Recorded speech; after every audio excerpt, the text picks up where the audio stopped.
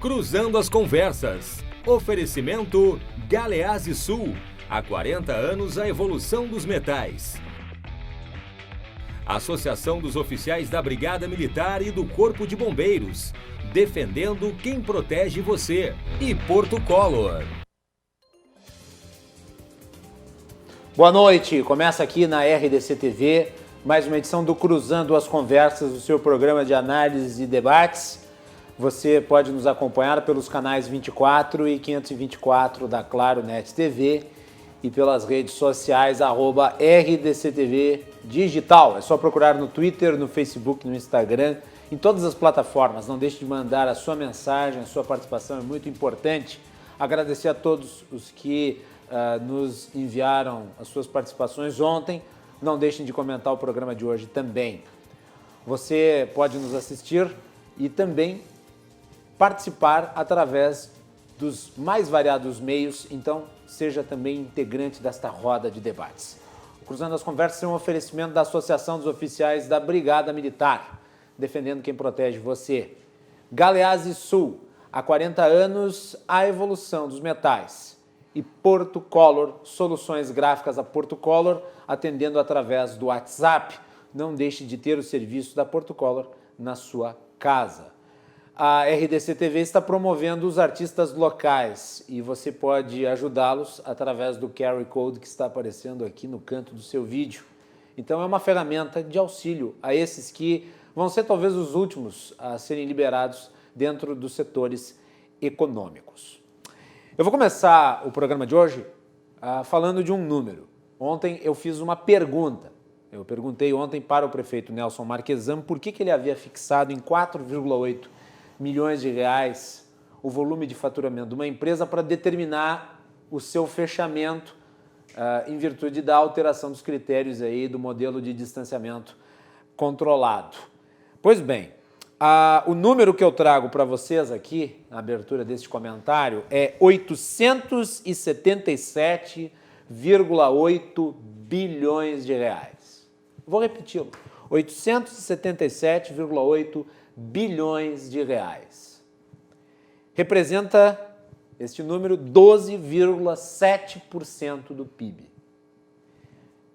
877,8 bilhões é a projeção que o Instituto Fiscal Independente, um órgão ligado ao Senado Federal, faz para as contas públicas no ano de 2020. 877 bilhões de reais em déficit das contas públicas. Querem ter a noção do tamanho do rombo? É muito fácil, é só comparar com a economia gerada pela reforma da Previdência, que foi tratada inúmeras vezes aqui no Cruzando as Conversas ao longo de 2019. Com todos os fatiamentos, com todas as flexibilizações no texto da reforma da Previdência, que era projetada uma economia de 1,1 trilhão de reais ao longo de uma década, fixou-se algo em torno de 900 bilhões e 1 trilhão. Então, a economia ao longo de uma década, que havia sido conquistada ano passado, com a oposição dos terraplanistas econômicos, ela já foi perdida. Isso já se perdeu. Se perdeu por uma situação que foi imposta, ninguém escolheu o coronavírus. O coronavírus surgiu e nós temos que lidar com ele. Mas nós temos que prestar atenção, porque as contas públicas estão no vermelho. Lembram das bandeiras do Eduardo Leite que servem para diferenciar as regiões do estado, indo das menos gravosas para as mais gravosas? Pois é, nós já estamos nas contas públicas com bandeira vermelha. E a situação anterior já não era positiva. Vale lembrar, no início do ano, antes da pandemia, o déficit projetado, com autorização do Congresso, déficit projetado pela Lei de Responsabilidade Fiscal, era de 124 bilhões de reais. E era o menor resultado de déficit dos últimos anos. Só para vocês terem uma ideia, o Brasil vem acumulando déficits atrás de déficits nas contas públicas desde 2014. Desde 2014 o Brasil não sabe o que é superávit. E o superávit é uma das 3 bases da economia. Superávit primário, metas inflacionárias, câmbio flutuante. Nós vínhamos acumulando déficits atrás de déficits, déficits cada vez maiores.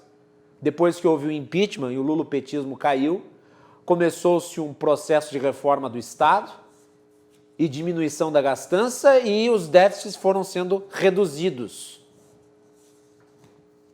No ano de 2018, se eu não me engano, ou foi 2019, não lembro, mas tinha sido o menor déficit registrado desde o fim do governo petista. O Brasil saiu de uma crise feita pelas escolhas do governo lulopetista, de gastança, pedaladas fiscais, maquiagem das contas públicas, roubalheira, e entrou nesta nova crise sem ter tempo de se recuperar, porque os 3 anos de interregno entre o fim do governo petista e o início da pandemia foram insuficientes. O Brasil patinou. O crescimento do PIB foi muito pequeno. Foi um crescimento residual, por assim dizer. E é claro, como aquilo que foi herdado, tanto pelo governo Temer quanto pelo governo Bolsonaro, era muito ruim, obviamente isso enforcou, inclusive, as possibilidades de ação agora.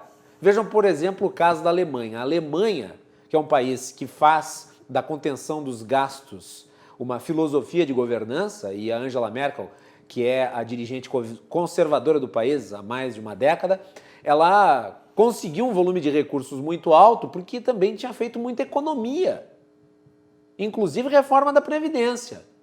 Mas, claro, ali há responsabilidade fiscal. Os Estados Unidos têm o seu diferencial, eles emitem dólar, apesar de, obviamente, isso impactar dentro da economia deles.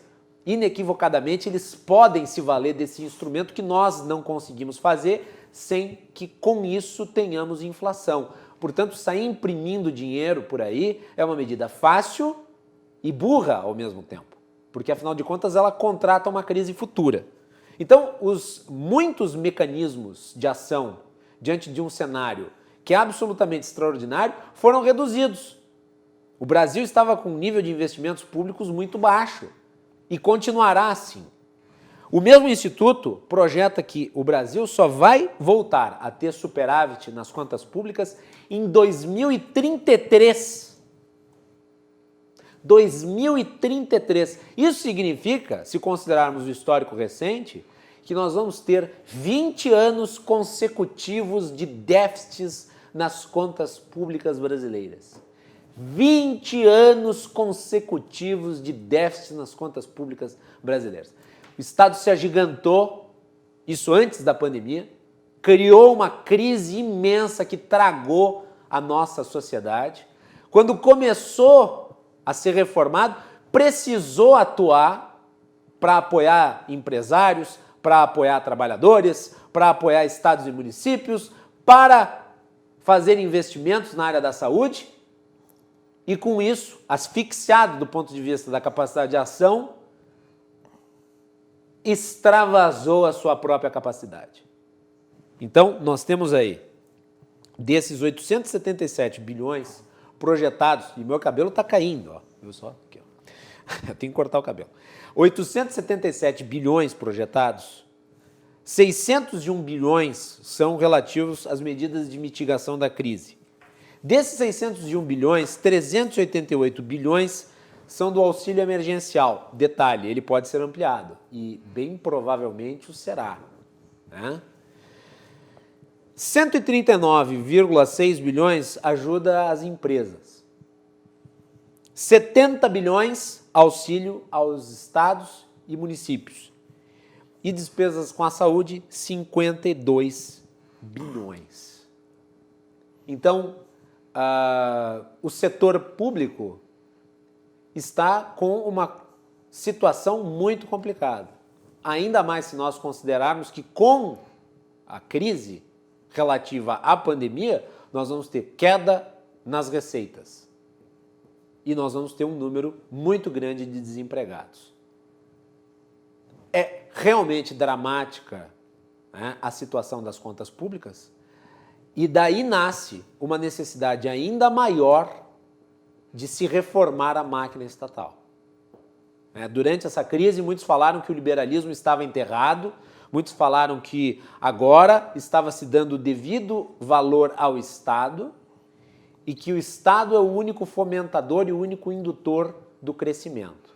Erro básico, o CRAU, porque afinal de contas foi o Estado que asfixiou as possibilidades de ação por ter gastado quando não precisava, ao invés de ter feito economia, ter reduzido a sua ação e se concentrado no que era necessário. E quando nós passarmos por essa tempestade, quando nós passarmos por esse furacão, a necessidade de reformas liberalizantes, se antes disso já era fundamental, agora é obrigatória. Até porque sem essas reformas, o peso disso vai incidir sobre a nossa realidade, afugentando inclusive os necessários investimentos internacionais que são necessários para a retomada do desenvolvimento econômico. Esse é o comentário de abertura de hoje do nosso programa e eu dou boas-vindas aos meus convidados que estão aqui. Tenho o prazer de receber novamente no programa Rodrigo Luzardo, empresário e advogado. Rodrigo, bem-vindo. Boa noite. Boa noite a todos os telespectadores. Boa noite, João. Boa noite a toda a equipe da RDC TV. É muito bom estar na casa de novo. Acho que ninguém aguenta mais estar nesta quarentena, isolado de todo mundo. Mas a gente agora consegue, pelo menos, estar aqui e fazer um programa belíssimo com o tema que a gente vai tratar hoje, que é empreendedorismo aí em época de pandemia. Então, muito obrigado pelo convite mais uma vez e tenho certeza que teremos aí um belo programa e convido a todos aí a participarem aí pelos meios de comunicação da RDC TV, porque isso enriquece bastante aqui o nosso programa, tá bom? Obrigado. Muito bem. Tenho o prazer de receber também o João Matheus, que é empresário e 2 semanas atrás estreou aqui na RDC um programa voltado aos empreendedores. Como o Rodrigo Luzardo tinha antecipado, o assunto principal hoje é empreendedorismo e nós vamos falar muito sobre ele. João, é um prazer. Deixa eu lhe dar aqui, inclusive, pessoalmente, as boas-vindas à casa e parabenizá-lo pelo trabalho que está executando aí, que eu tenho absoluta certeza será motivador para muitas pessoas que, nesse momento, vão encontrar, talvez, no empreendedorismo a saída para a sua situação financeira. Boa noite. Boa noite, Guilherme. Para mim é uma honra, um prazer estar aqui contigo. Sou um cara que te sigo, concordo muito com as tuas opiniões nas redes. Boa noite a todos os telespectadores e a gente está aqui para colaborar hoje com essa crise aí que a gente está vivendo aí. Muito bem. E à distância nós já temos contato. Lá de Farroupilha, meu conterrâneo, empresário Fabiano Feltrin, também consultor. Fabiano, bem-vindo, boa noite. Boa noite, Guilherme, boa noite aos nossos colegas de painel, todos os nossos telespectadores da RDC TV. Prazer enorme estar aqui com vocês também, Guilherme. Você sabe que sou teu fã também.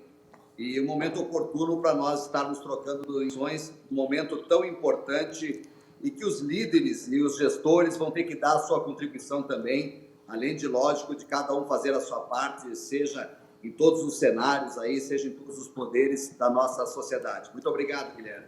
Fabiano, deixa antes de a gente entrar nesse debate sobre empreendedorismo, eu voltar contigo, porque o governador, e isso obviamente incide sobre os empreendedores da Serra Gaúcha, o governador manteve a Serra Gaúcha na zona vermelha. Houve ontem um movimento muito forte aí dos prefeitos para tentarem manter a situação como era anteriormente, a região da Serra na bandeira laranja. Mas o governador manteve e eu gostaria de saber qual que é a sua avaliação a respeito. Bem, os municípios da Serra Gaúcha, eles são muito empreendedores, são prefeituras, empresas e classes empresariais, entidades e associações muito responsáveis. Nós aí determinamos uma grande parte do PIB gaúcho e somos responsáveis com relação à saúde, temos poder de reação, temos muitos leitos chegando, os respiradores, ou seja, todo mundo trabalhando de uma forma muito responsável. A classe empresarial não tem medido esforços para se utilizar de todos os EPIs, de todo aquele cenário que pode preservar e deve preservar vidas, deve preservar os empregos, porque nós estamos falando aí de uma possibilidade, nos meses, de termos 20 milhões de brasileiros desempregados, hoje já são 13 milhões de brasileiros. Então é evidente que essa medida, esse decreto do governador, ele não é bem-vindo na Serra Gaúcha. Nós não concordamos com isso, porque nós não estamos com falta de leitos ou então de maneira que podemos ser considerados bandeira vermelha. Então isso está havendo uma reação muito grande de todas as classes organizadas, da sociedade em geral, que a gente possa mostrar ao governador, mostrar ao Estado do Rio Grande do Sul, que é um pouco diferente do cenário que ele está colocando para a sociedade gaúcha como um todo. Nós esperamos que se reverta através dos estudos técnicos que os municípios vão passar para o Estado do Rio Grande do Sul, bem como para o governador, e esperamos manter o comércio aberto. Eu sempre digo o seguinte, Guilherme, ouvintes, telespectadores, que culpa tem o comércio, as indústrias, o serviço, se o poder público não fez a sua parte de ter os leitos? Se há anos já vem de uma dificuldade muito grande, de uma gestão pública muito ruim, ou seja, nós não somos capazes de fazer gestão dos órgãos públicos. Cada deputado tem aproximadamente 17 assessores. Com todo respeito a quem trabalha nessa área, mas você sabe, precisa ter 17 assessores cada deputado. Não tem como nós fazermos o enxugamento da máquina pública no governo, não tem como nós fazermos um enxugamento em outros poderes. Então, todo mundo tem que fazer a sua parte. Muito bem. Luzardo, eu queria a tua avaliação aí sobre a questão dos empreendedores em relação às bandeiras. Bom, muito bem. Senhores, tem algumas situações que afetam principalmente os pequenos empreendedores. E isso é o que mais me preocupa. Isso é o que mais traz um nível de insatisfação e insegurança muito grande. Por quê? Porque nós temos muitos empreendedores pequenos que não têm saúde financeira para se estruturar e se manter por um longo período. Além disso, muitos desses pequenos empreendedores, pequenos negócios locais principalmente, nós tivemos aí perdas com estoque, perdas com algum material que eles tinham se preparado. Inclusive, eu vinha conversando com alguns setores do vestuário. O inverno nós já estamos na metade, shoppings todos fechados, e daqui a pouco o frio acaba e não se vendeu o estoque que se preparou, ou seja, indústrias investiram, lojas investiram, shopping centers se prepararam e, na verdade, nós vamos ter aí uma quebra geral de venda que não estava programada para ninguém. E isso eu estou falando do vestuário. Eu recebi hoje também, depois nós vamos desenvolver um pouco mais a respeito, mas eu recebi com o pessoal do setor de salões de beleza. O setor de salões de beleza é impressionante, como eu não sabia disso, mas como nós temos empreendimentos deste setor, tanto em Porto Alegre como na região metropolitana. E eu recebi hoje de uma profissional, a Luana Gomes, ali do Instituto de Beleza do Salão do bairro Jardim Europa. Cara, mostra a minha idade quando a gente fala Instituto de Beleza, né? É verdade. Mas eu vou fazer, então, um salão de beleza, eu vou corrigir, né? Então, a Luana me mandou algumas informações que eu fiquei muito preocupado. Primeiro, dependendo do local, tu tem um aluguel relativamente alto. Segundo, tu tem uma série de clientes que não vão ao estabelecimento porque estão dentro do grupo de risco. Isso faz com que 10 a 20% do volume apenas chegue até o salão de beleza. E depois disso, tu ainda tem aquela situação que pessoas perderam o emprego ou tiveram seu salário reduzido e tu começa a cortar alguns custos e isso vai impactando na máquina. E isso gera uma grande bola de neve, é um efeito dominó. Porque uma coisa não vai gerando a outra e aí o pessoal dos salões de beleza não conseguem comprar nos mercadinhos, que começam a não vender e aí tu vai indo e aí o índice de inadimplência vai aumentando, aí tu vai, dentro de alguns outros pontos, tu não consegue pagar os teus fornecedores, tu começa a escolher quem tu vai pagar, quem tu não vai pagar, começa a quebradeira de empresas, que nós vamos tocar em outro ponto aqui depois no momento, certo? Mas, enfim, dentre isso que eu estou falando, não simplesmente os salões de beleza, mas preocupadíssimo. Todo mundo fala em bares e restaurantes. Bares e restaurantes estão começando a se reestruturar. Quando começam a se reestruturar, vem e fecha de novo. Os caras se prepararam com um estoque de carne, de mantimentos e normalmente perecíveis. E eu pergunto, quem é que em algum momento se preocupou com as cantinas de escola? Porque uma coisa é tu trabalhar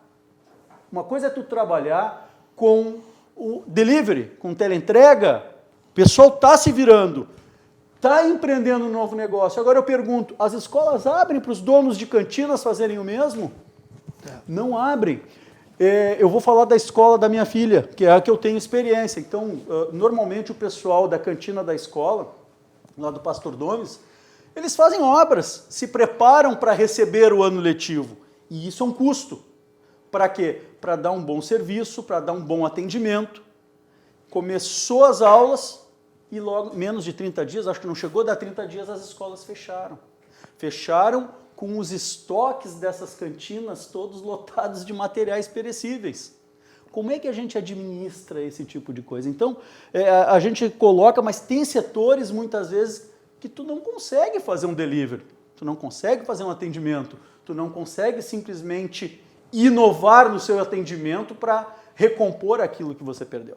Dentre outras coisas, até para não avançar muito, deixar também o ilustre amigo João aí falar um pouco, o Guilherme. João, vai lá. Não, no programa, principalmente, a gente tem atendido diversos empreendedores no Vai Lá e Faz, né? E recebe diversas perguntas. E a maioria das perguntas vem assim, como vocês estão enxergando pós-pandemia? Eu, sinceramente, a gente responde, pós-pandemia, para mim, é uma incógnita. Vamos falar o que tem sido isso, né? Uhum. Aí, quando há um sinal de abertura do comércio, e às vezes nós, empresários, por alguns, somos vistos com maus olhos quando a gente quer trabalhar, quer fazer a coisa acontecer, de repente porque a gente tem um outro tipo de visão, que não é só a financeira, mas uma visão a longo prazo da economia, né? E essa visão, esses maus olhos, a gente se sente às vezes até um criminoso. Meu negócio é essencial, por exemplo, mas diversos outros negócios na volta que não são essenciais, por exemplo, oficina mecânica. O que adianta eu ter um caminhão na estrada rodando se oficinas mecânicas lá no Nordeste estão fechadas, onde tem o trabalho, porque no Rio Grande do Sul, de fato, não há trabalho, já vinha um grande problema, vamos dizer, onde há trabalho, oficinas mecânicas fechadas, fabricantes de peças fechados.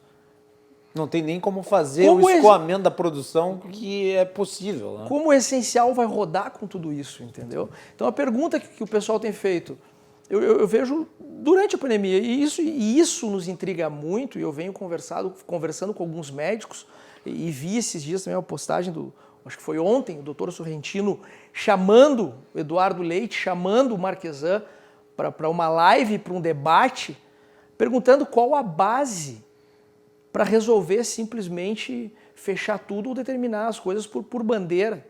A gente não, desculpa, a gente não está na praia para determinar as coisas por bandeira. Eu acho que cada cidade, cada local tem que ser analisado de forma distinta. Não é simplesmente abre e fecha, porque brinca com a vida das pessoas e alterando os critérios assim de um dia para o outro. E quebra, né, diversas empresas, e é o que vem acontecendo. É extremamente preocupante. Então, o que vai acontecer pós-pandemia? Para mim é uma incógnita, porque a gente não sabe em quanto tempo vai ficar essa brincadeira de abre e fecha, e não é que nós não nos preocupamos com o Covid. Claro que a gente se preocupa, mas a gente consegue enxergar as coisas mais à frente por estar do outro lado da mesa. Então, é isso que vem intrigando todos nós, né? Fabiano, o Luzardo falou aqui sobre o inverno. Farroupilha, nossa cidade, é a capital da malha no Brasil. E, obviamente, bandeira vermelha significa as malharias fechadas. Como é que tu analisa o impacto disso nesse setor aí na Serra Gaúcha? Nós sabíamos que o inverno aqui ia ser um pouco mais sério que outras regiões do próprio estado do Rio Grande do Sul. E a comunidade aqui, ela se envolveu e acabaram fazendo vaquinhas por WhatsApp, por internet, e juntamos mais de R$1 milhão aqui na cidade de Farroupilha, por exemplo, para comprar respiradores. Outros municípios se prepararam com relação à ação das suas entidades. Então, todo mundo está se mobilizando para que a gente pudesse ter esse inverno, que sabíamos que ia ter o agravamento da pandemia, para que a gente pudesse... Viu, Fabiano? Tu tocaste num ponto importante. Nós divulgamos aqui na RDC essa vaquinha que resultou em R$1 milhão para o Hospital São Carlos, que é um hospital de Farroupilha que atende muitos municípios da Serra. Quem conseguiu isso foram os indivíduos, não foi o Estado. Né? Aqui em Porto Alegre nós tivemos recentemente a entrega de leitos de atendimento que estão sendo investimento de empresas privadas. Então a iniciativa privada, essa que está sendo penalizada, é a que está atuando também no combate ao coronavírus. Juntamente com os colegas de painel aí, eu tenho me solidarizado com todo mundo no sentido de que, infelizmente, os entes públicos não estão fazendo a parte deles. Nós estamos fazendo todo o possível e imaginável, nós estamos entregando doações para as pessoas que estão em vulnerabilidade social, porque a informalidade a gente sabia que era muito grande. Nós estamos trabalhando as questões sociais de uma forma muito responsável. Nós, que eu falo, a classe empresarial, os trabalhadores, a sociedade, nós estamos entregando donativos para hospitais, nós estamos entregando para as pessoas, como eu disse, em vulnerabilidade social, e a gente não vê a contrapartida dos entes públicos de estarem fazendo enxugamento da máquina pública, porque o funcionário público, forma, ou os CCs, ou os governantes, eles estão tendo o seu salário dentro da normalidade, então eles também têm que ceder um pouquinho. Então a minha crítica, a minha sugestão é que toda a sociedade gaúcha, brasileira, possa, neste momento, ver uma oportunidade de nós chamarmos a atenção dos entes públicos, dos governantes, para que cada um faça a sua parte. É nesse momento que de pandemia, a gente pode ter uma oportunidade de ter a sensibilidade dos nossos governantes. Então, é mais ou menos nesse sentido que a gente tem trabalhado com as nossas associações e entidades organizadas. E tu chegasse a conversar, Fabiano, com os empreendedores da área malheira aí, que eu havia lhe perguntado, acabou falando, não entrou nesse tema especificamente, mas eu gostaria de saber se tu chegasse a ter contato com eles. Nós temos aqui os shoppings de atacado, onde as pessoas vêm de outros lugares, outras cidades, inclusive de outros estados, para comprar a moda aqui, Farroupilha, cidade da moda, por exemplo, né? E as malharias também são parte desses shoppings de atacado, de certa forma, ou então são malharias muito poderosas, que tem uma grife na mão, que as pessoas também passam para delas.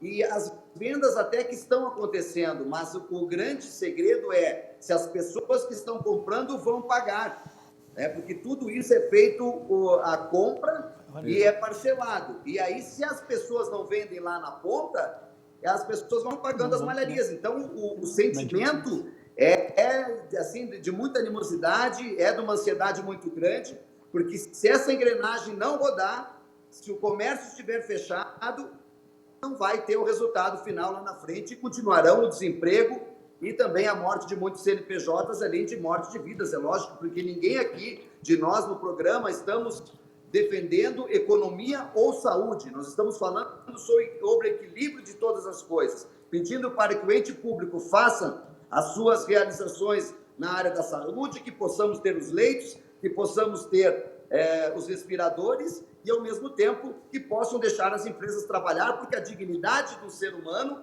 ela vem do emprego. Um ser humano sem emprego é um ser humano doente, é um ser humano sem autoestima, que não consegue levar para os seus filhos ou para os seus pais o alimento do dia a dia.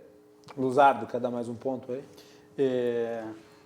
Isso que o Feltrin colocou agora vai totalmente ao encontro aqui do que o Sebrae divulgou há 2 semanas atrás, né, que foi o primeiro dado de fechamentos de CNPJ. Foram mais de 5.600 empresas na região metropolitana de Porto Alegre. pequenas empresas que não sustentaram o seu negócio. Ou seja, tenho aqui vários amigos mandando informações aqui pelo WhatsApp, aqui pelo Facebook, e relatando isso.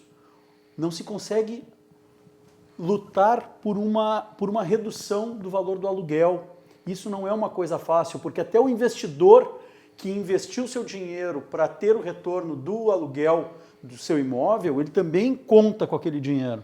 São poucos os investidores que têm dinheiro sobrando que podem sustentar. Muitas pessoas utilizaram isso como sua renda para a sua subsistência. Então tu começa a gerar um grande problema, que é bem isso que o Feldman falou lá.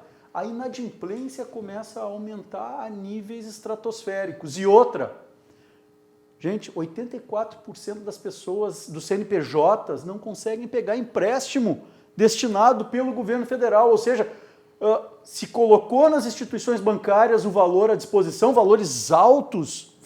Não são valores pequenos. 139 bilhões. E onde é que está esse dinheiro? As tu não empresas consegue, estão tendo dificuldades de acessar. Tu não consegue acessar. O nível de exigência dos bancos, tá? É uma coisa assim inacreditável. É para tu não pegar o dinheiro. E outra coisa, eu antes de vir para o programa eu fiz uma consulta para ver a taxa de juros da pessoa física, porque não são só as empresas, as pessoas a pessoa física está precisando de dinheiro para conseguir adimplir as suas necessidades básicas. E não está se conseguindo pagar. Gente, Caixa Econômica Federal, que é um banco público, não reduziu taxa de juro CDC para a pessoa física. Caixa Econômica Federal é a primeira que deveria apresentar um plano adequado para a pessoa física e não apresenta. Falando em Caixa Econômica Federal, eu tive um exemplo hoje de uma empreendedora ali de Esteio, que ela vendeu um imóvel, tá, que está financiado pela Caixa, para conseguir pagar algumas outras contas da empresa dela, um imóvel particular. Porém, ela foi receber esse valor e não consegue receber esse valor porque o nome dela e da empresa dela já está negativado. Então, ela conseguiu vender o imóvel e não consegue ver o valor disso porque já negativou. Então, como que essa roda viva vai continuar? Porque tem o dinheiro, não consegue pegar. Quando disponibilizaram lá atrás, hoje tu já não consegue, porque a maioria das empresas já estão negativadas. Está subindo o número muito, muito rápido. É a bola de neve. É uma bola de neve, está subindo muito. Então, quer dizer, como tu faz? A que taxa tu pega? Aí começa, vai procurar o quê? Factoring?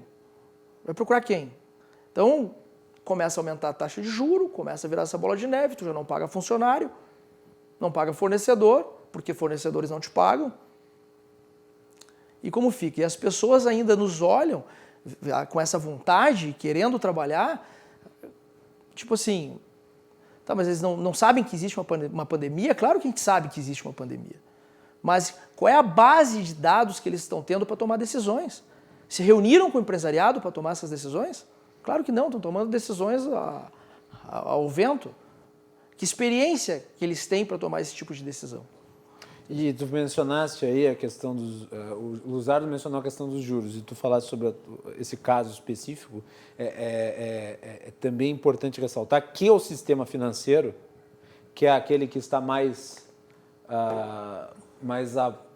protegido em termos financeiros, que é o que tem a maior capacidade de aguentar um solavanco, ele não está dando a contribuição proporcional para o tamanho desta hecatombe que se produziu. E nesse momento ele deveria fornecer os instrumentos para que houvesse acesso, tanto de empreendedores quanto de cidadãos comuns, trabalhadores, de maneira a disponibilizar os recursos necessários para pelo menos esses próximos meses. Qual o subsídio? Um modelo que fosse extraordinário no período de existência da calamidade pública. Não faz sentido os empreendedores e os trabalhadores não terem acesso a isso quando esse valor está disponibilizado. São 139,6 bilhões de ajuda para as empresas. E é empréstimo. Não é dinheiro que está sendo dado. É empréstimo. Você contrata um empréstimo e daí você usa para pagar a folha dos seus funcionários. É isso. Olá, é João. isso? Eu não Na via. verdade, se eu puder dar uma colaboração, Guilherme, Vai. não existe conexão da ação governamental, da ação do governo federal, da ação do Paulo Guedes com relação aos bancos, porque os bancos, vamos falar em Caixa Econômica Federal, também está tendo um nível de inadimplência muito grande em vários setores, dos automóveis, das questões do Minha Casa Minha Vida, eles não estão mais recebendo. Então, quando chega na ponta desses valores que você falou, que o governo disponibilizou para chegar na classe empresarial, para nós continuarmos gerando emprego e renda, ou mesmo dos 16 bilhões de reais que foram disponibilizados para as pequenas e microempresas, baseada em empréstimos correspondentes a 30% do faturamento de 2019, isso aconteceu em meados de março, depois nós fomos para abril, as empresas já não tinham fôlego, quando chegou, já não tinham mais condições e as empresas começaram a ficar negativadas. Agora está ficando insustentável, por isso que o Sebrae colocou o número de fechamento de empresas. Cada mês que passa, está ficando pior. As pessoas às vezes me perguntam, mas Feltrinho, uma empresa fecha em 30 dias?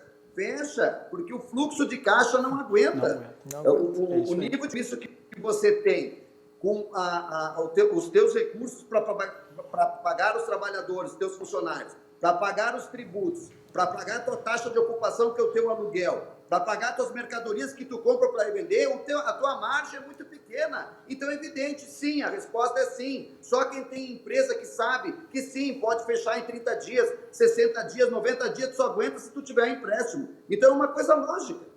João, para completar. Não, e acaba realmente engessando todo o sistema, né? Mas o que mais mais um conflito que eu tenho para dizer é o seguinte: conversando com alguns políticos, né, os quais a gente conhece e tem acesso, muitos acabaram dizendo o seguinte: primeiro, tem eleições à frente, né? Sim. Aliás, foram adiadas para novembro. Mas tem eleições à frente. Então, essas decisões estão sendo baseadas em quê? Na próxima eleição? Ou num censo? Né? Então, quer dizer, aí, conversando com algumas pessoas do marketing, a gente conversa com todo mundo que cuida de imagem, diz, não, pela manhã, orienta o político a ir dar a sua entrevista baseado no fechamento. À tarde, na abertura, dependendo da linha que ele segue. Então, quer dizer, qual é a responsabilidade disso tudo? Para tomar esse tipo de decisão que está prejudicando o todo, sem olhar realmente o que vai acontecer. O nosso Estado já estava praticamente quebrado. Agora, então, falta só ser enterrado o Estado do Rio Grande do Sul. E o resto do país, né? Só para... Posso, Guilherme, Conclua, rapidinho? para a gente poder evoluir na conversa. Eu quero trazer uma informação aqui, já que eu falei da Caixa Econômica Federal. O Ricardo Feldman, de Tapera, está acompanhando o programa aí. Um abraço, Ricardo. Obrigado pela audiência. O Ricardo manda aqui que o presidente da Caixa anunciou hoje uma linha de crédito para micro e pequenas empresas de 3 bilhões de reais a uma taxa de 1,25 sobre a Selic. Tá? Com um prazo aí de 36 meses e carência de 8 meses para pagar. E ele pergunta se isso pode ajudar. Ricardo, nessa hora, qualquer ajuda é bem-vinda. Eu conheço situações que os caras estão trabalhando de manhã para conseguir pagar o salário, o aluguel, a luz à noite. Então, qualquer ajuda ela é bem-vinda. A única questão aqui é a seguinte: temos que monitorar se esse dinheiro vai chegar ao pequeno empresário. Porque nós já vimos lá em abril, quando o governo federal anunciou as linhas de crédito com juros baixos para auxiliar no pagamento de salários, capital de giro, não está chegando. 14% das empresas tiveram acesso a isso. Então, Ricardo, muito obrigado por essa informação e a gente tem que monitorar se isso realmente vai acontecer junto à Caixa Econômica Federal e outras instituições bancárias, é claro. Muito bem. E não vai chegar, né? E não vai chegar. Não vai chegar porque de abril até agora, em 30 dias tu já está negativado por qualquer coisa que tu atrase, cara. É verdade. Então, não vai me chegar. Então, como vai ser feito? A empolgação de muitos com o retorno e com a liberação do comércio foi grande. As pessoas voltaram com vontade. E agora vem esse fechamento para derrubar para realmente tirar a empolgação e tirar de qualquer um, porque... Então, a gente fica às vezes com vontade de falar mais coisas, mas a gente está ao vivo e não pode expressar de maneira que a gente quer expressar, cara, porque a indignação é muito grande em cima dessa irresponsabilidade, entendeu? É que nós sabemos... Só para apontar aqui que anúncio de linha de crédito virou a nova versão da inauguração de pedra fundamental. Né? Basicamente é isso. Bem, vamos à matéria feita pela nossa repórter especial e produtora Melanie Rupental. O Estado está, como vocês podem notar, numa situação muito complicada e nós estamos tendo um nível de desemprego muito alto. Entretanto, projeções mostram que o Brasil atingirá em 2020 a marca histórica de novos empreendedores. Vai lá, Melanie.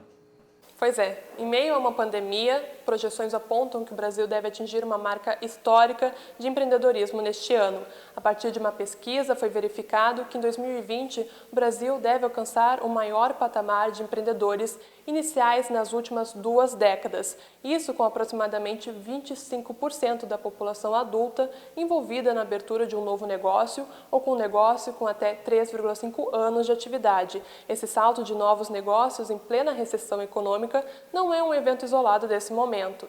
Também já foi observado durante as crises de 2008 a 2009 e também de 2014 a 2016. No último levantamento trazido pelo grupo em 2019, registrou um total de 53,4 milhões de brasileiros à frente de alguma atividade empreendedora.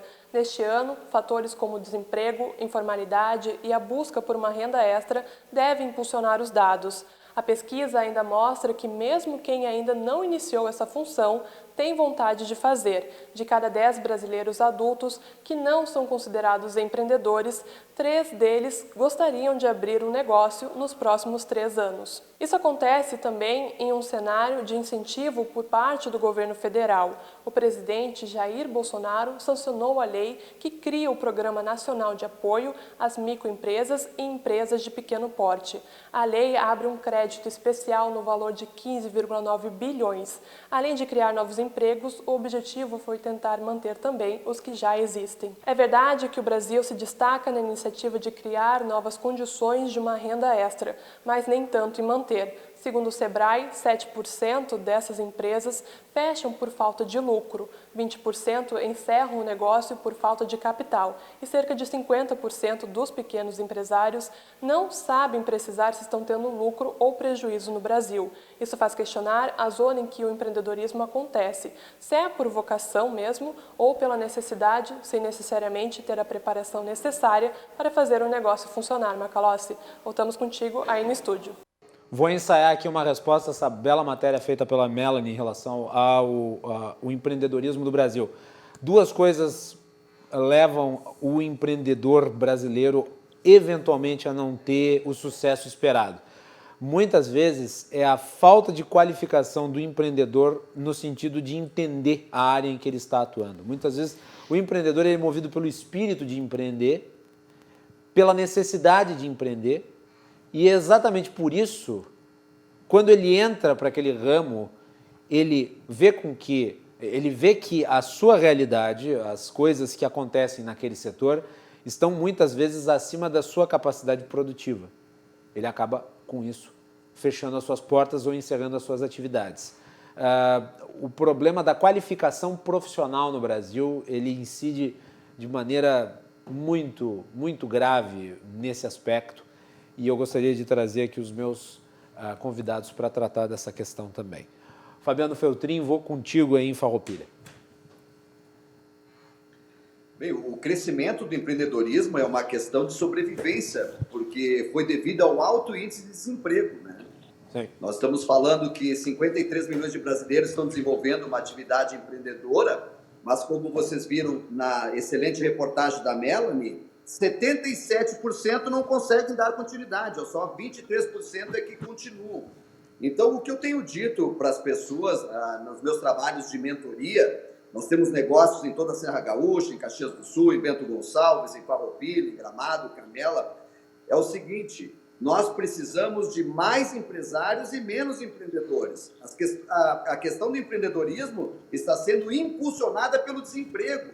Então, é uma questão de sobrevivência. É o Eu sempre sujeito que costumo dizer, perdeu o nas emprego, é o sujeito que perdeu o trabalho- emprego e virou microempreendedor individual. Perfeito, Guilherme, perfeito, é isso mesmo. Aí se fala isso sobre empreendedorismo, mas não é verdade.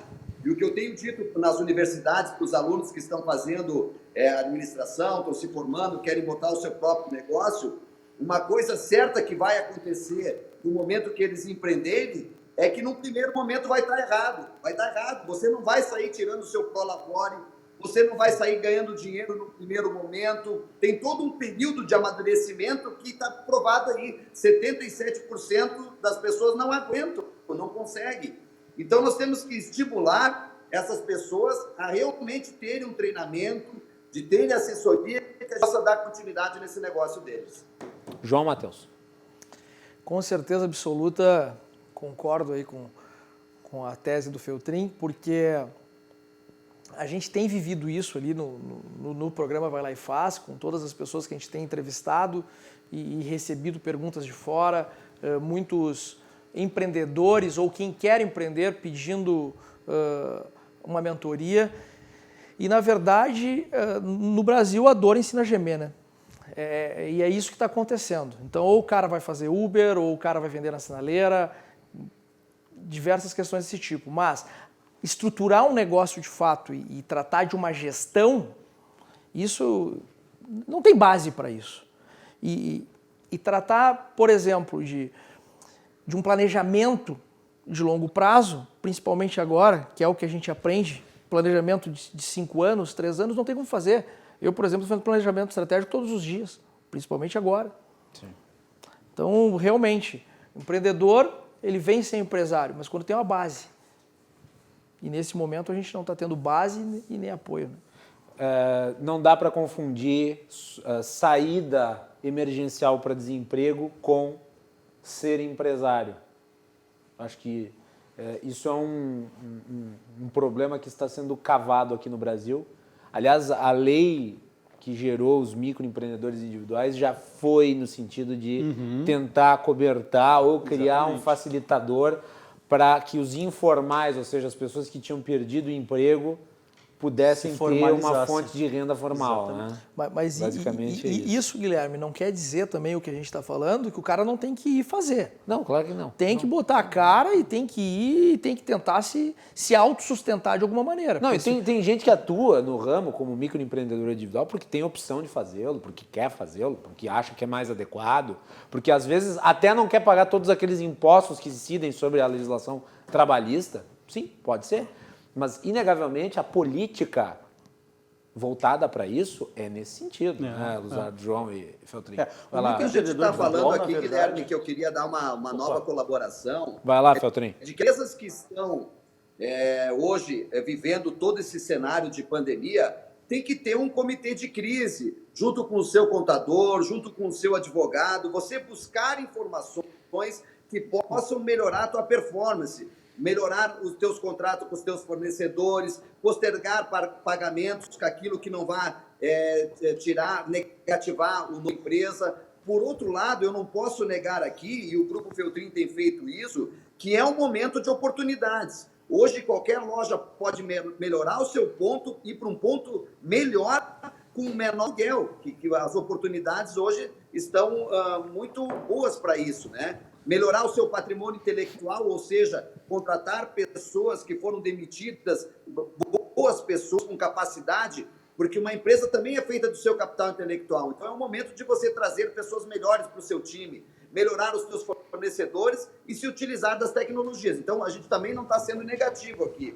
A gente tem muitas oportunidades. O que a gente está dizendo aqui é, se você vai botar um negócio, se cerque de informações, faz pesquisa de mercado, vê se aquele teu produto tem, se a sua experiência vai ser positiva e faça sempre uma pergunta. O seu produto, o seu negócio, o seu serviço vai melhorar a qualidade de vida das pessoas? A resposta é sim, siga com o seu propósito, com o seu negócio. E Feltrin, voltando no que tu está dizendo, empresas que hoje não têm condições de fazer um comitê de crise, contratar ou ir em busca desses profissionais hoje acaba sendo investimento, porque o que elas vão conseguir também se remunerar bem assessorados, acaba reduzindo os seus custos e no final o prejuízo sendo menor, né? Então, o que eu sugiro para essas pequenas empresas que não conseguem, que não tem hoje uma estrutura de advogado, contábil, etc., dentro do seu negócio, busque fora, faça parcerias, mesmo que seja no êxito. Muito bem. Luzardo, vou dar no ponto, exemplo para antes vocês da gente... aqui, bem prático, de 1 minutinho apenas, Guilherme. Vai. Que é o seguinte, o Cloud Kitchen, por exemplo, que são as cozinhas compartilhadas, cozinha nas nuvens. Você tem um ambiente onde você pode colocar 3, 4 negócios dentro. Um vai fazer o cheeseburger, o outro vai fazer pizza, o outro vai fazer pastel, o outro vai fazer panqueca, utilizam o mesmo aluguel e faz a cozinha compartilhada. Então, a gente tem que se utilizar das novas formas, porque esse novo normal, esse novo mundo, uma nova vida, veio para ficar. Luzardo, ponto final, depois nós temos que fazer intervalo, que nós já estouramos o tempo do primeiro Com bloco. certeza. Uma coisa que a gente tem que entender é o seguinte, né? O empreendedorismo ele surge basicamente de 2 situações. A primeira é a necessidade, a segunda a oportunidade, como o Feltrin falou agora há pouco. Tá? Agora, existem coisas que tu não consegue. Por exemplo, nós estamos trabalhando aqui agora uma questão de sobrevivência. A sobrevivência não te dá muitas vezes o recurso para tu trocar de ponto, para tu ir para um lugar melhor, porque às vezes tu está tentando pagar as contas do dia a dia, e é isso que a gente está vivendo nesse momento da pandemia. O pós-pandemia, eu acredito que isso que o Feltrin falou é fundamental. Vai surgir oportunidades diferentes para todo mundo. E uma coisa que eu gostaria só de trazer um dado dessa informação que a Melanie falou nessa belíssima reportagem que ela fez, tá? E dar os parabéns aqui. As mulheres são 53% dos novos empreendedores, segundo a pesquisa que a Melanie fez. E não só as mulheres, mas também pessoas negras, em virtude da escassez de trabalho neste nicho, para essas pessoas. Então isso é muito importante a gente colocar também que as mulheres estão trabalhando fortemente, arregaçando as mangas e fazendo o negócio acontecer. Vamos fazer um intervalo, João? Eu sei que tu ia falar, mas eu vou deixar para o próximo bloco, porque nós já mais do que estouramos esse primeiro segmento aqui do Cruzando as Conversas. Fiquem conosco, mandem a sua mensagem, já tem várias aqui no Facebook, no WhatsApp, então não deixe de participar. Nós estamos falando sobre empreendedorismo, nós vamos voltar no segundo bloco para falar sobre o crescimento do comércio digital, o e-commerce, que tem se destacado nesse momento e que é uma alternativa para muitos dos empreendedores. Então, fiquem ligados, no Cruzando as Conversas nós já voltamos.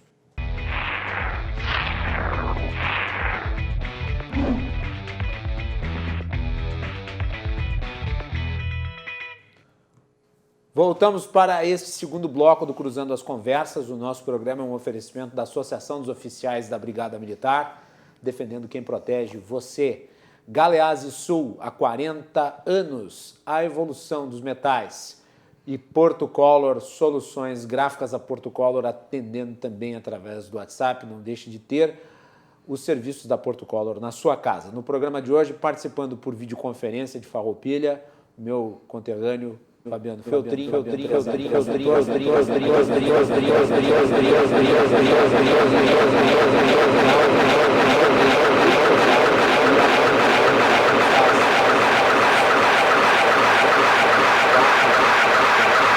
Pelas redes sociais, @RDCTV Digital, não deixe de mandar a sua mensagem.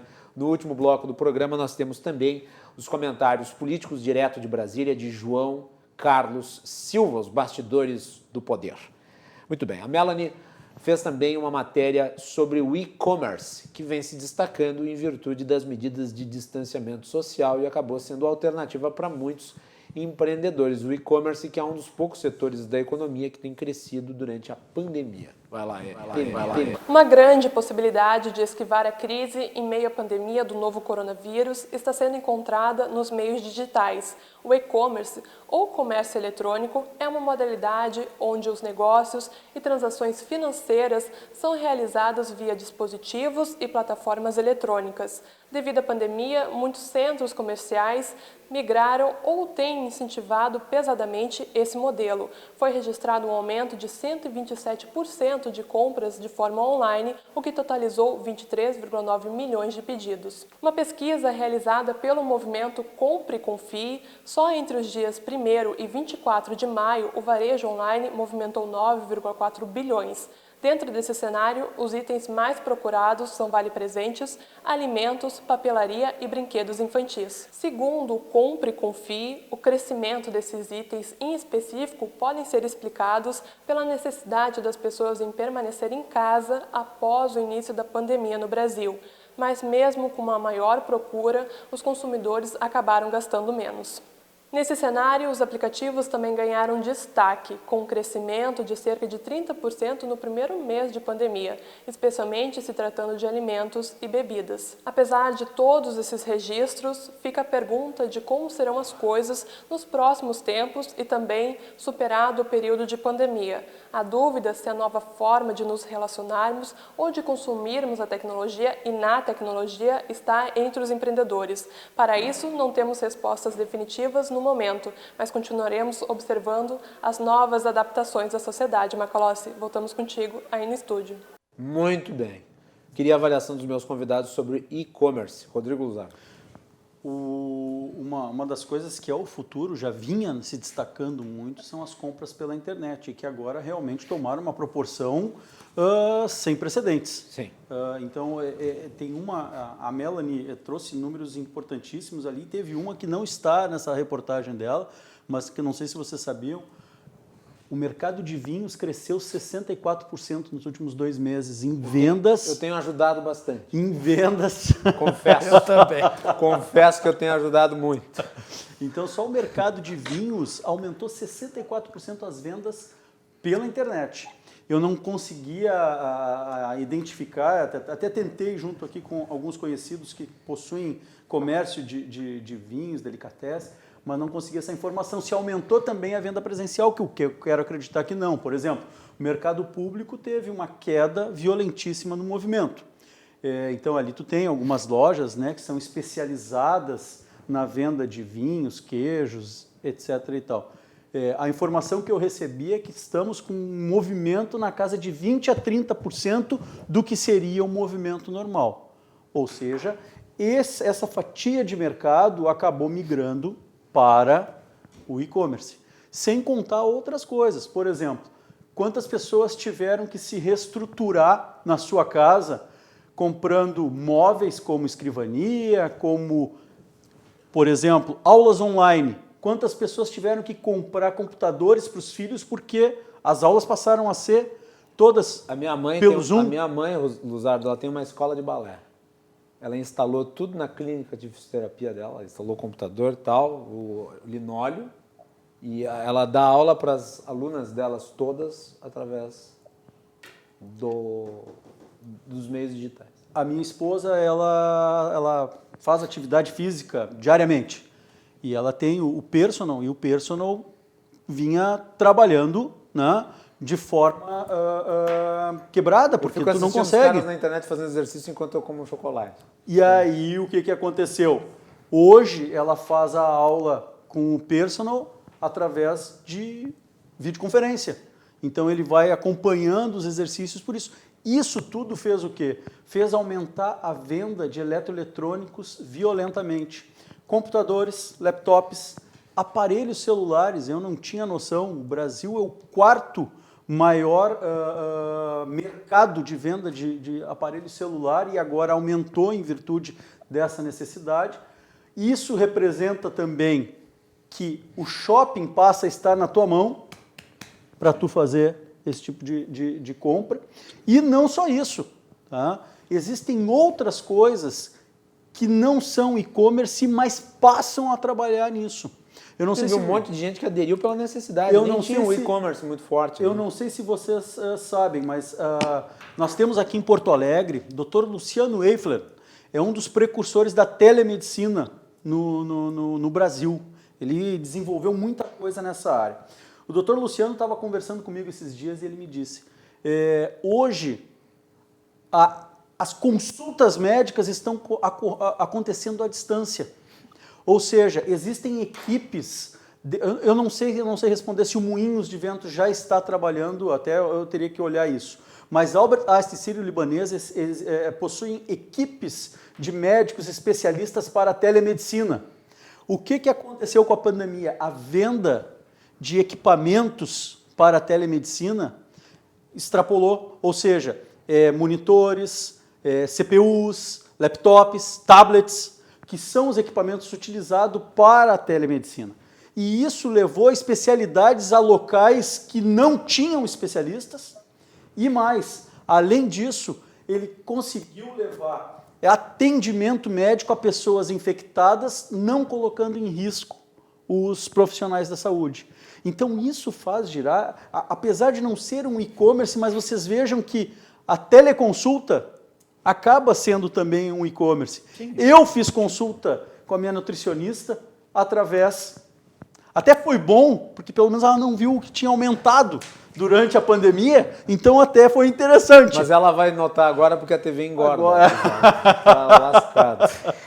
Vai lá, João. A gente depois só eu passo pro Fabiano. não pode apostar que isso... A tendência, ela existe, que vai mudar o mercado, sim. Mas se esse boom ele vai continuar numa crescente ou vai estabilizar, ou na realidade, quando passar tudo isso, o brasileiro esquece fácil as coisas, nós vamos voltar àquela cultura anterior. Eu, por exemplo, ia a São Paulo toda quinta, voltava sexta final do dia ou sábado pela manhã, semanalmente. Hoje, as mesmas reuniões que eu faço, que fazia em São Paulo, faço via conference call e até mais reuniões do que se fazia. Para ir atender grandes projetos fora, reunião kick-off, por exemplo, de segurança, ia 3, 4, 5 pessoas da equipe, pega voo, gasta hotel, para poder fazer essas reuniões de segurança, para atender grandes projetos. Hoje, estão fazendo tudo via conference call. Que vai mudar muitas coisas, vai. Agora, o que a gente ainda não sabe é se isso vai manter, vai estabilizar, ou vai continuar essa crescente, ou o pessoal vai esquecer muito rápido e vai voltar às culturas anteriores. Vai lá, Fabiano, a tua avaliação sobre o e-commerce. Eu concordo com você, são novas situações que se criam, essa de tu ir a São Paulo, de tu ir propriamente a Porto Alegre para fazer uma reunião, isso eu acho que eu não farei mais, né? Eu vou fazer tudo agora pelos aplicativos, nós vamos ter que entender que isso realmente tem coisas que não voltam mais e vão continuar. Essas questões das vendas da internet, até porque os preços são melhores também, a gente tem que levar tudo em consideração. A praticidade do delivery, o takeaway, eu acho que não são mais tendências, elas são uma realidade. E também a gente tem que ver que muitas vezes é muito mais fácil do que a gente propriamente possa imaginar. Nós temos aqui no nosso grupo 3 empresas de tecnologia digital, mas eu costumo dizer que as coisas mais práticas, possíveis, o que pode melhorar para o teu negócio, a performance, às vezes está no teu próprio WhatsApp, né, nas listas de transmissão. Acho que as pessoas têm que aumentar o seu nível de relacionamento. Tem noção de que os hospitais hoje são os meus maiores clientes numa rede de fast food do Bob's, por exemplo? Quem que isso ia imaginar? Num bom propósito, eu acabei entregando esses lanches como cortesia, como solidariedade, como generosidade. Eles gostaram dos lanches e acabaram hoje sendo meus melhores clientes. Quando eu faço uma teleentrega, o dia que eu mais vendo é aquele que eu mando nos grupos dos meus amigos de WhatsApp. Eu, em vez de vender 100, 200 lanches, eu acabo vendendo 600, 700, 800 numa noite. O Fabiano Feltrin vendendo, não é a loja, não é o delivery, não é o takeaway. Eu vendo minha loja, vendo mais que o balcão, vendo mais que todos os meus aplicativos no meu WhatsApp. Então, a gente tem que... O recado que eu deixo é: a tecnologia nos ajuda muito, mas o relacionamento, as tuas listas de transmissão é que pode ser o teu segredo. Ou seja, continua o nível de relacionamento. Isso a gente nunca vai perder. Muito bem. Tu ia falar, Luzardo? Uma das coisas que a gente ainda nota é um pouco de dificuldade nessa questão do relacionamento, principalmente para quem precisa vender um produto ou um serviço. E eu tenho notado bastante ainda uma resistência para novos negócios através das novas tecnologias. Quero acreditar que isso é uma coisa que vai mudar. As pessoas vão se dar conta que é muito mais fácil receber uma pessoa que quer vender o seu produto ou seu serviço pelo meio digital do que presencialmente, mas isso ainda tem sido uma dificuldade. A gente nota isso porque a gente faz muitos contatos com empresários, com empresas, né, para oferecer o serviço do escritório, e isso é uma coisa que ainda tem sido uma barreira, ainda não se quebrou essa barreira. Mas eu vejo duas situações aí, tá? Primeiro, aquele cara que coloca qualidade no seu produto, tá? E esse, com as redes sociais, acaba se prejudicando porque ele agregou valor realmente colocando qualidade na fabricação do seu produto. Porque na internet existem N produtos do mesmo preço, mas não ou de muito menor preço, esse commodity que se criou, mas com uma qualidade totalmente inferior. Então, essa é uma das situações. E a outra situação é, até tu conhecer esses novos fornecedores que estão te fornecendo, também, quando eu falei tendência ali para o Feltrin, eu digo que se isso é uma realidade, mas isso vai se estabilizar, vai se manter, porque os produtos de internet hoje que a gente tem visto, existem produtos de qualidade, mas existem produtos também muito ruins, e acaba prejudicando aquele, vamos dizer, aquele fabricante mais da antiga, que realmente visava colocar qualidade nas coisas, prejudicando o trabalho dele, né? Muito bem. Senhores, eu gostaria de agradecer muito a participação dos três aqui no nosso programa hoje, falando sobre empreendedorismo. Nós teríamos muito mais a falar, mas certamente nós teríamos outras oportunidades para tanto. Então eu gostaria de deixar cada um de vocês com a última palavra. Fabiano, muito obrigado aí. Muito obrigado a todos os colegas que tive a oportunidade de estar com vocês hoje. Vou começar agora, um prazer enorme para mim. Guilherme, muito obrigado. Guilherme, para quem não sabe, trabalhamos juntos, foi meu secretário de Fazenda aqui em Farroupilha, quando eu fui vice-prefeito. Uma honra, amigos de família, e sou teu Guilherme. Eu acho que o recado que a gente pode deixar aqui é de que a gente tem que ter bons propósitos, termos mais fé. Nós temos que sair dessa pandemia amadurecidos espiritualmente, tendo a ciência de que nós vivemos em coletividade. Esse é o grande recado que Deus está nos deixando, esses sinais. Se estamos mais em casa, se estamos mais com a família, porque a nossa casa é o sagrado e a família e as pessoas do nosso entorno são o que pode ter mais significado para todos nós. Então, com isso, eu quero dizer que nós temos que ser mais solidários, generosos, viver em coletividade e um mundo do compartilhamento. É isso que a pandemia está nos deixando como legado. Agradeço a oportunidade e um grande abraço a todos. Um abraço aí, Fabiano. Obrigado novamente. Muito bem. Rodrigo Luzardo, muito obrigado.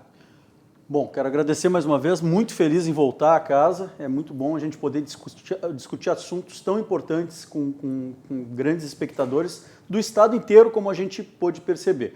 O recado final que eu gostaria de deixar para os empreendedores é que estamos num momento onde o planejamento é fundamental e, por exemplo, uma auditoria dentro das suas empresas traz muito resultado. Então, existem muitos escritórios que trabalham com êxito, você não precisa pagar nada. Procure algum de sua confiança e tenho certeza que vocês vão conseguir grandes resultados para retomada dos seus negócios pós-pandemia. Se o Marquesan deixar, né? Porque aí nós temos outros problemas. Serviço de contabilidade agora, aí nós temos outros problemas. Na época em que vai entregar o imposto de renda, não pode contabilidade. Aí são outros problemas. O que não faz o menor sentido, né? Porque eu até ontem argumentava no início do programa, quer dizer, se tu vai implementar uma medida de restrição, ela tem que estar não vinculada com a tua atividade ou com o teu faturamento. Ela tem que estar linkada, obviamente, com a tua demanda de público interno.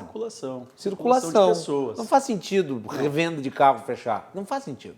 Até porque, por exemplo, num supermercado aberto durante um período menor de tempo, você vai ter uma acumulação muito maior de pessoas e o risco de transmissão dentro do supermercado é maior do que na revenda de carro. Então tem certas decisões aí que são de uma incompreensão absoluta. Mas, de qualquer maneira, muito obrigado pela tua vinda aqui, Rodrigo. Está sempre convidado. Muito obrigado. Muito bem. João Matheus, muito obrigado por ter vindo aqui ao Cruzando. É a sua segunda participação, teve uma outra já há algum tempo atrás. E eu gostaria que, na última palavra, tu falasse também sobre o teu programa e sobre qual vai ser como é que vai se dar aí no sábado e também, obviamente, os horários, tudo, a sua divulgação, o seu jabá do Vai Lá e Faz. Guilherme, muito obrigado por ter me convidado para estar aqui contigo. Para mim é um prazer, como falei lá no início, né?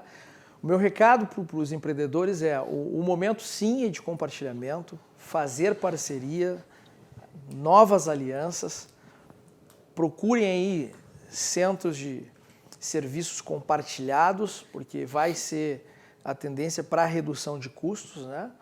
Então, e na dúvida, né, Guilherme, vai lá e faz, porque o momento é de fazer, né? E falando um pouquinho do Vai Lá e Faz, né? O nosso programa, na verdade, que eu digo, é um grande projeto social, porque é um projeto social para ajudar novos empreendedores e quem quer empreender, quem está afim de empreender, né? Para dar uma base para essas pessoas. Recolocação de pessoas no mercado, a gente tem recebido diversos currículos, passado no programa, usado o nosso networking para estar recolocando pessoas naquelas empresas que ainda estão contratando, né? E muitos projetos sociais. Não eram para ser projetos voltados ao assistencialismo, mas nesse momento a gente viu que o assistencialismo é importante. Sim, claro, ele tem o seu papel. A gente vai ter que ir para essa parte. A gente tem feito doações de cestas básicas, aí, arrecadou aí, em parceria com o Grupo Sambatri mais de 11 toneladas de cesta básica. Agora, nosso objetivo é cada clique ali no programa, e não só para o programa se promover, mas cada clique no Instagram do programa é 1 quilo de alimento. Então, a gente quer chegar a 30 mil quilos para fazer essa distribuição. Então, nesse momento, sim, vamos trabalhar em prol do assistencialismo, mas depois, em parceria ali num projeto ali na Ilha das Flores, a gente vai ter uma escola técnica e junto com o famoso gorducado ali da Ilha das Flores, vamos ter uma escola técnica para estar ensinando diversas pessoas aí. Acabei de várias pegar mais 1 especialidades. quilo de alimento agora. Acabei de curtir aqui Maravilha. o Instagram do Vai Lá e Faz. Então, recomendo a todos aí que façam o mesmo. Vamos sair até o final da noite aqui com 100 quilos de alimentos aqui. Qual é o arroba? Programa Vai Lá e Faz. Programa Vai Lá e Faz. Então vai lá e faz. Vai lá e faz. Voltamos depois do intervalo para o último bloco do Cruzando as Conversas, a participação direto de Brasília de João Carlos Silva.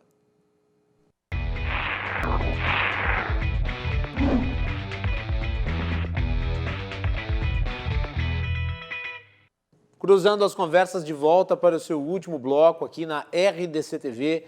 Você nos acompanha pelos canais 24 e 524 da NET, pelas redes sociais, @RDCTV Digital.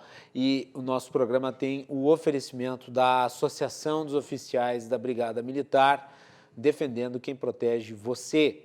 Galeazzi Sul, há 40 anos, a evolução dos metais. E Porto Color, soluções gráficas. Muito bem. Temos uma matéria especial relativa a Erechim, mostrando o fechamento da JBS em Trindade do Sul. Mais de 300 casos na empresa por afastamento em virtude de coronavírus. Vamos lá. A Justiça do Trabalho de Frederico Westphalen determinou que todos os trabalhadores diretos e terceirizados que atuam na unidade do frigorífico da JBS em Trindade do Sul, no norte do estado, sejam afastados do trabalho por 14 dias sem prejuízo a remunerações. A decisão, proferida na última sexta-feira, atende a um pedido do Ministério Público do Trabalho, que ajuizou a ação após fiscalizar a empresa e constatar que medidas de prevenção não vinham sendo cumpridas. Na decisão, a magistrada Gilmara Pavão Segala observa que dos 1.327 trabalhadores da unidade, 343 estão afastados por apresentarem sintomas ou terem tido contato com colegas sintomáticos. Desse grupo, 162 pessoas foram testadas pelo SUS e 35 delas geraram resultados positivos para o coronavírus. Em nota, a JBS afirmou que não comenta processos judiciais em andamento e reiterou que tem como objetivo prioritário a saúde de seus colaboradores. A empresa também afirma que, desde o início da pandemia, tem adotado um rígido protocolo de prevenção contra a Covid-19 na sua unidade de Trindade do Sul e todas as suas plantas no Brasil, conforme as orientações dos órgãos de saúde e protocolos do Ministério da Saúde, Economia e Agricultura. Olha aí, ó. 300 casos em uma mesma empresa. Preocupante. E também, obviamente, isso atinge o setor produtivo, que dá base para um dos setores mais importantes aí, que é o da alimentação. De Brasília, João Carlos Silva, o meu amigo e comentarista político do Cruzando as Conversas, os Bastidores do Poder. João, boa noite. Boa noite, tudo bem com vocês? Tudo tranquilo por aqui. Mas por aí parece que foi mais um dia agitado com nova operação da Polícia Federal e a decretação do fechamento da esplanada dos ministérios. Explica isso tudo aí, João. Pois é, o dia amanheceu de novo agitado, né? Com a Polícia Federal buscando informações, provas, documentos nos apartamentos de parlamentares, um suplente senador, o movimento ligado ao presidente Bolsonaro de apoiamento a ele, né? Tivemos também o governador Ibanez Rocha, que teve uma informação privilegiada, sabia do que poderia ocorrer, mandou fechar imediatamente a esplanada até amanhã. Nem o Ministério da Justiça sabia dessa ação. Mais uma vez o governador saiu na frente. Aliás, o Ibanez Rocha, depois da sua ação em demitir o comandante da operação de sábado, quando houve aquele movimento de fogos de artifício no Supremo Tribunal Federal, quando o ministro da Educação saiu nas ruas sem máscara e foi multado em R$2.000, a única multa aplicada até agora, e a ação de hoje, o nome de Ibanez Rocha cresceu muito dentro do MDB, como uma nova força política que surge no momento onde lideranças novas não existem. E isso foi o comentário do dia em Brasília e até mesmo irritação do próprio presidente da República, porque durante a manhã ele não sabia, ele praticamente desconsiderou essa operação junto aos parlamentares, ao grupo de apoiamento a ele. E depois essa do governador Ibanez. Agora é importante dizer o seguinte, né? A operação de hoje da Polícia Federal, ela não é relativa ao inquérito das fake news. A operação de hoje é relativa a esses atos políticos e ameaças que foram feitas à integridade física de integrantes dos poderes. E foi a pedido da Procuradoria-Geral da República, portanto, de Augusto Aras. Exatamente. Eu notei hoje nas redes sociais, principalmente nas redes sociais bolsonaristas, uma inconformidade relativa ao Alexandre de Moraes, mas nenhuma palavra em relação ao Augusto Aras. Sim, o ministro Alexandre de Moraes, como se diz no vocabulário político, está com a mão pesada, né? E a caneta cheia de tinta, não está perdoando nada. E causando o movimento de apreensão no reduto do presidente Bolsonaro. Porque você vê que o ministro, ele não, todo dia ele tem uma decisão diferenciada. E o próprio ministro da Educação, com relação a não ser incluso no inquérito de fake news, ele praticamente está dentro dela. Ele não tem escapatória. O risco em Brasília, o que se diz aqui, o temor do ministro é não ser preso. João, o presidente Jair Bolsonaro postou agora há pouco nas suas redes sociais, durante o programa, uma longa lista de mensagens no Twitter, e eu vou ler aqui trechos dela e eu gostaria do teu comentário. Abre aspas. O histórico do meu governo prova que sempre estivemos ao lado da democracia e da Constituição brasileira.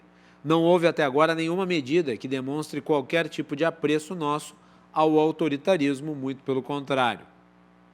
Reduzimos os índices de criminalidade, eliminamos burocracias, nos distanciamos de ditaduras comunistas e firmamos alianças com países livres e democráticos. Tiramos o Estado das costas de quem produz e sempre nos posicionamos contra quaisquer violações de liberdades. O que adversários apontam como autoritarismo no governo e de seus apoiadores não passam de posicionamentos alinhados aos valores do nosso povo, que é, em sua grande maioria, conservador. A tentativa de excluir esse pensamento do debate público é que, de fato, é autoritária.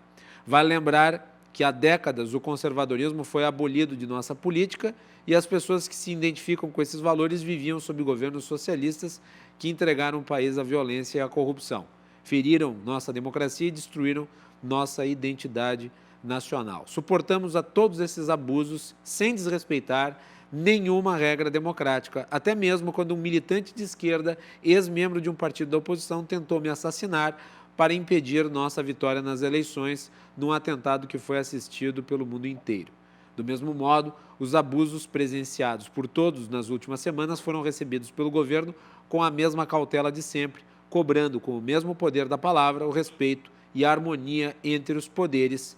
Essa tem sido nossa postura, mesmo diante de ataques concretos. Queremos, acima de tudo, preservar a nossa democracia e fingir naturalidade diante de tudo o que está acontecendo só contribuiria para a sua completa destruição. Nada é mais autoritário do que atentar contra a liberdade de seu próprio povo. Só pode haver democracia onde o povo é respeitado, onde os governados escolhem quem irá governá-los e onde liberdades fundamentais são protegidas. É o povo que legitima as instituições e não o contrário. Isso sim é democracia. Luto para fazer minha parte, mas não posso assistir calado enquanto direitos são violados e ideias são perseguidas. Por isso, tomarei todas as medidas legais possíveis para proteger a Constituição e a liberdade dos brasileiros. E daí ele larga o seu mantra, Brasil acima de tudo, Deus acima de todos. Como é que tu avalia a postura do presidente aqui, João? Acabou de ser publicado. O presidente da República pode ser um democrata. Seus seguidores fanáticos é que não são. Eles atentam contra a democracia. Os últimos atos aí em Brasília comprovam isso. Os ataques ao Supremo, ao Legislativo, às entidades. Eu acho que não, João, eu acho que não dá para confundir. Não estão preocupados com a democracia. Eu acho que não faria o que estão fazendo. Eu acho que não dá para confundir liberdade de expressão com a ameaça, com um ataque. Sim. São coisas diametralmente diferentes. A partir do momento que grupos de radicais promovem um possível atentado a um arcebispo da capital federal, é o cúmulo. Você vai agredir instituições. O presidente precisa se atentar para isso. Ninguém diz que, evidentemente, o presidente da República foi eleito democraticamente nas urnas. Ninguém diz que ele não é um democrata, nada disso. Mas os seguidores, e apoiado por ele incentiva, cometem atos que são desaprovados pela população. Está ganhando um clima de acirramento a cada dia e estão virando as costas para a pandemia, assolando o país, dizimando pessoas, vidas, causando um problema seríssimo em todos os setores e não estão se atentando para isso, estão preocupados em ir para a rua, para agredir, para se manifestarem contrariamente ao que prega a Constituição, chutam a democracia, acham que podem agredir tudo e todos e acham que estão cometendo atos corretos. Não é isso. Nós não podemos caminhar para esse viés. Ou o governo se conscientiza, coloca os pés no chão, orienta, aliás, o Supremo está pedindo isso, o presidente pedir para que os seus apoiadores não vão para as ruas, tenham calma, discutem a política com decência, mas pelo que nós estamos vendo todos os dias, não está caminhando para isso. O presidente da Câmara pedindo ao presidente uma interlocução, cobrando, dizendo que tudo isso não passa de um acirramento necessário numa hora errada. O próprio presidente não pode achar que está tudo indo muito bem, um verdadeiro Alice no País das Maravilhas, quando não há. A situação é muito séria, é complicada. O governador de Brasília, para tomar uma decisão dessa, uma decisão foi rapidamente, ninguém sabia o que poderia acontecer, deixou a esplanada, num clima de guerra. Você só transita na esplanada devidamente identificado caso seja funcionário de algum órgão, de um legislativo, de executivo, do judiciário. Caso não, nem a pena de carro. Eu me pergunto o que o presidente pode... Me pergunto olha que situação nós chegamos. O presidente diz, não posso ficar calado. Vai fazer o quê? É a Procuradoria-Geral da República pedindo algo dentro da sua competência e o Supremo Tribunal Federal atendendo dentro da sua competência. O que ele pode fazer? São essas palavras que acirram os militantes bolsonaristas a irem para a rua agredir os poderes. O presidente não pode... Claro, sabe como é que se chama isso? Se chama apito de cachorro. Sim, ele é o presidente da República, ele tem toda a autoridade para tomar qualquer tipo de atitude. Mas ele, a cada palavra, ele acirra os ânimos de contra e a favor. Isso só piora a situação no país. João, nesses acirramentos todos que estão ocorrendo. João, último ponto. Tu acertaste também em relação a dois temas aqui, né? Só falta acertar na Mega Sena, nós estávamos conversando antes. Acertou em relação à militarização do Ministério da Saúde, né? Saiu uma notícia no Correio Brasiliense sobre os militares baixando uma linha dura no Ministério da Saúde e vão vasculhar, né, as redes sociais dos servidores. E também, eu gostaria que tu falasse rapidamente sobre isso, o adiamento das eleições para o dia 15 de novembro, primeiro turno. Quando eu disse que os militares tomaram conta do Ministério da Saúde e a ciência ficou em quarto e quinto plano, evidentemente que correria o risco de ocorrer o que ocorreu hoje. Baixaram um decreto de ética, onde todos os funcionários serão vistoriados nas suas redes sociais o que estão fazendo, aplicando e-mails e mensagens. O quartel-general, o quartel é assim. Você é vigiado 24 horas. Qualquer tipo de ação que você faça que não seja correta, você é advertido. E o caso das eleições, não tinha clima para fazer uma eleição em outubro. Não. Ela foi adiada para novembro, dependendo muito de como ocorrerá a pandemia. Se a pandemia estiver controlada, tudo bem, você terá o primeiro turno em novembro. Se isso aumentar muito os infectados e mortes, com certeza a eleição será transferida ou para dezembro ou para janeiro. É uma escala. Conforme for o número de infectados e mortes, o crescimento do pico, a eleição vai caminhando para o seu adiamento. Muito bem. E nós repercutiremos isso ao longo dessa semana aqui. João, muito obrigado pela sua participação hoje aqui no Cruzando as Conversas. E até amanhã. Um abraço a todos e boa noite, até amanhã. É isso aí. João Carlos Silva, direto de Brasília, os bastidores do poder. Nós vamos ficando por aqui. Mas vamos, eu acho que tem tempo, vamos pegar aí os dados do coronavírus. Conseguimos colocar na tela rapidamente os dados aqui no Brasil.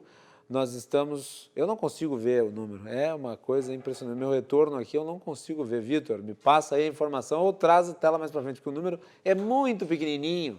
Mas vocês estão vendo aí, é 928.834 casos. É isso, né? Então está aí o número, nós tivemos o recorde do número de contaminados hoje, nesta terça-feira, e cerca de 1.200 mortes também. Alguns imaginavam que na sexta-feira, por causa de uma pequena variação nos registros, nós estaríamos ensaiando uma queda. Voltamos à realidade nessa terça, considerando que no final de semana sempre há subnotificação de casos, né? Rio Grande do Sul, vamos lá. No Rio Grande do Sul, 16.471 casos. Vamos ao mapa das bandeiras.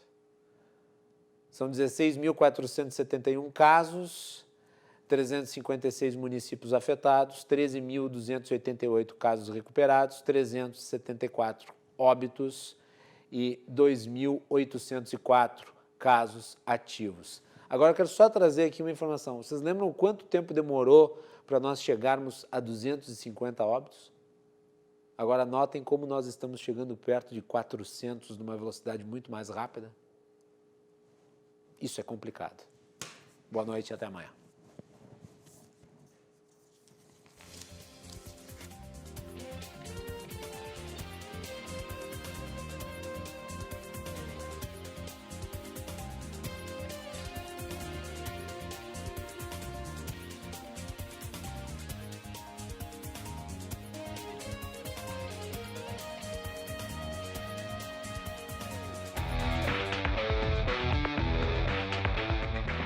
Cruzando as Conversas. Oferecimento Galeazzi Sul. Há 40 anos a evolução dos metais. Associação dos Oficiais da Brigada Militar e do Corpo de Bombeiros.